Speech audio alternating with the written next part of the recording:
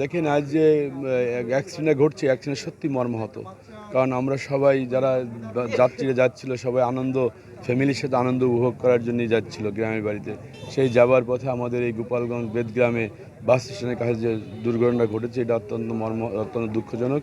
এবং আজ যারা এখানে আহত নিহত হয়েছে সেই ফ্যামিলির প্রতি আমি আমার গোপালগঞ্জের 2 আসনের সর্বস্তরের মানুষের পক্ষ থেকে সমবেদনা জ্ঞাপন করছি।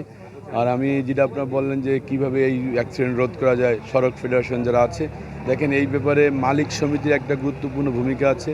যারা ড্রাইভার, যারা গাড়ি চালায় তাদের একটা গুরুত্বপূর্ণ ভূমিকা আছে। তারা যদি একটু সচেতন হয়, মালিক এবং ড্রাইভার কর্তৃপক্ষ এবং প্রশাসনের লোকজন যারা আছে, তারা যদি সচেতন হয় এবং আমরা যারা পাবলিক সাধারণ জনগণ এরা যদি একটু সচেতন হই, আমার মনে হয় এই অ্যাক্সিডেন্টগুলো হ্রাস করা সম্ভব। এখানে জিরো টলার, জিরো গতিতে মনে করেন যে চলে আসতে পারে। যেমন ম্যাক্সিমাম যে সড়কে যে অ্যাক্সিডেন্টগুলো ঘটে, এর প্রধান কারণ দুটো। একটা হলো ওভার স্পিডে গাড়ি চালানো।